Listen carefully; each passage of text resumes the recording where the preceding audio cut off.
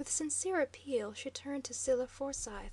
And yet," she stammered, "and yet, when everything scary that's in you has once been scared out of you, why, there's nothing left in you to be scared with any more, is there?"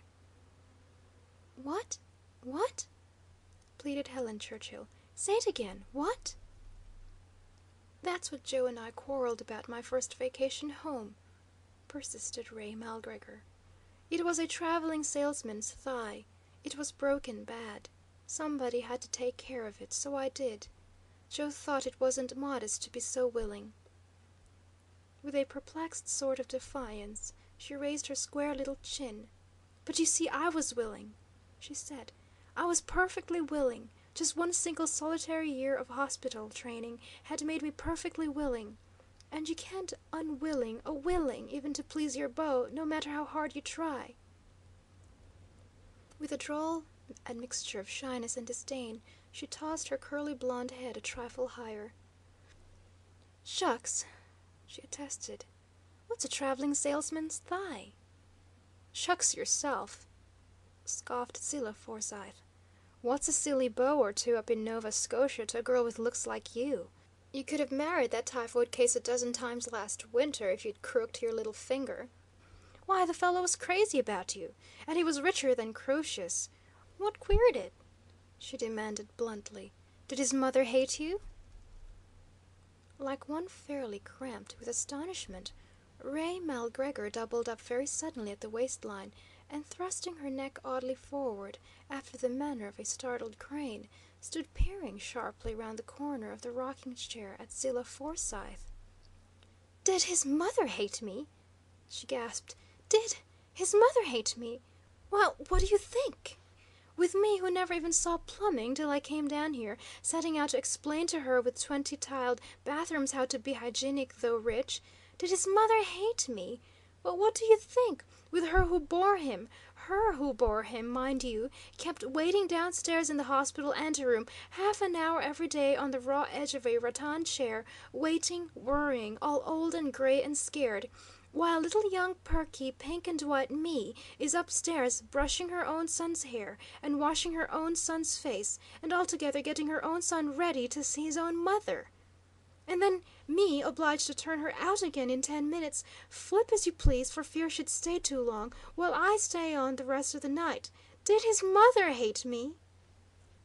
Stealthily, as an assassin, she crept round the corner of the rocking-chair and grabbed Zillah Forsythe by her astonished linen shoulder.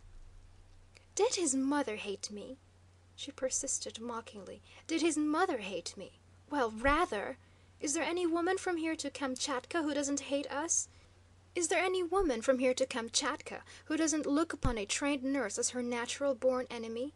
I don't blame 'em," she added chokingly. "Look at the impudent jobs we get sent out on, quarantined upstairs for weeks at a time with their inflammable, diphtheritic bridegrooms, while they sit downstairs brooding over their wedding teaspoons, hiked off indefinitely to Atlantic City with their gouty bachelor uncles, hearing their own innocent little sisters' blood-curdling deathbed deliriums, snatching their own newborn babies away from their breasts and showing them, virgin-handed, how to nurse them better.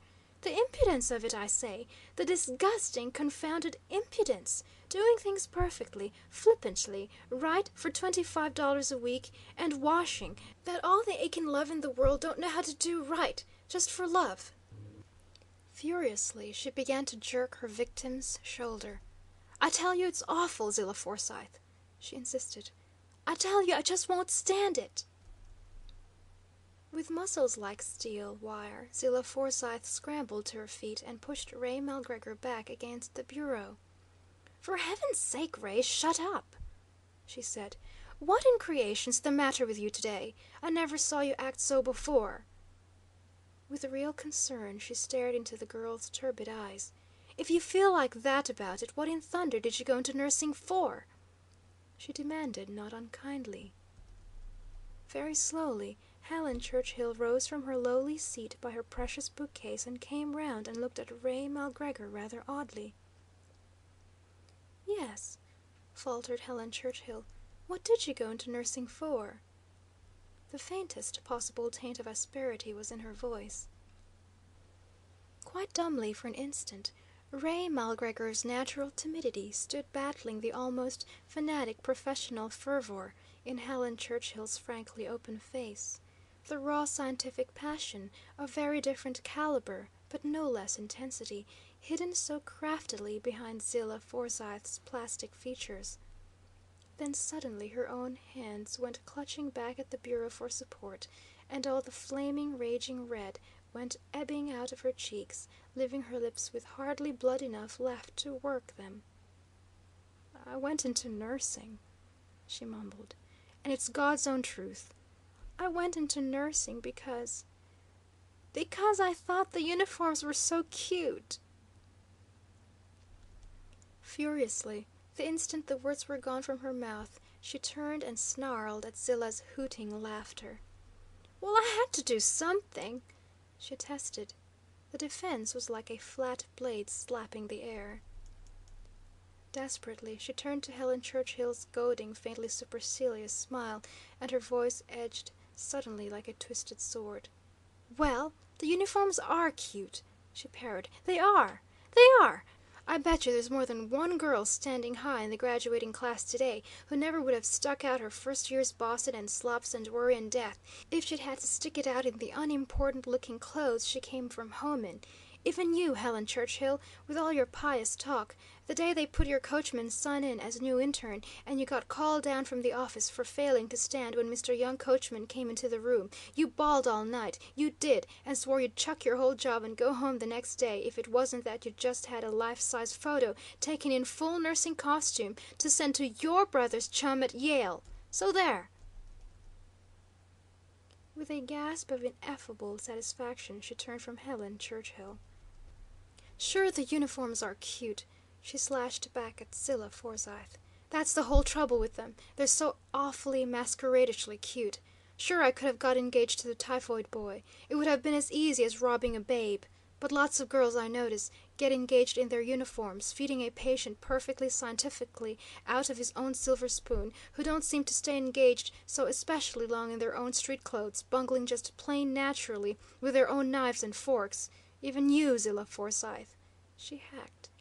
"Even you, who trot around like the Lord's anointed in your pure white togs, you're just as Dutchy looking as anybody else, come to put you in a red hat and a tan coat and a blue skirt." Mechanically, she raised her hands to her head as though, with some silly thought of keeping the horrid pain in her temples from slipping to her throat, her breast, her feet. "Sure, their uniforms are cute," she persisted, a bit thickly. "Sure, the typhoid boy was crazy about me. He called me his holy chorus girl. I heard him raving in his sleep. Lord save us, what are we to any man but just that?" she questioned hotly with renewed venom. "Parson, actor, young sinner, old saint, I ask you frankly, girls, on your word of honor, was there ever more than one man in 10 went through your hands who didn't turn out soft somewhere before you were through with him? Mocking about your sweet eyes while you're racking your optic nerves trying to decipher the dose on a poison bottle? Mooning over your wonderful likeness to the lovely young sister they never had? Trying to kiss your fingertips when you're struggling to brush their teeth? Teasing you to smoke cigarettes with them when they know it would cost you your job?" Impishly, without any warning, she crooked her knee and pointed at one homely square-toed shoe in a mincy dancing step. Hoydenishly, she threw out her arms and tried to gather Helen and Zillah both into their compass. "Oh, you holy chorus girls!" she chuckled with maniacal delight. "Everybody, all together now! Kick your little kicks, smile your little smiles, tinkle your little thermometers. Steady there! 1, 2, 3! 1, 2, 3!" Laughingly, Zillah Forsythe slipped from the grasp. "Don't you dare holy me!" she threatened. In real irritation, Helen released herself. "I am no chorus girl," she said coldly. With a little shrill scream of pain, Ray Malgregor's hands went flying back to her temples.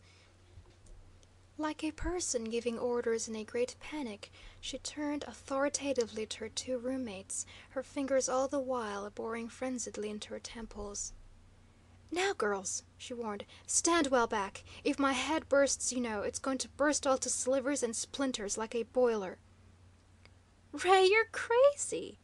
hooted Zillah.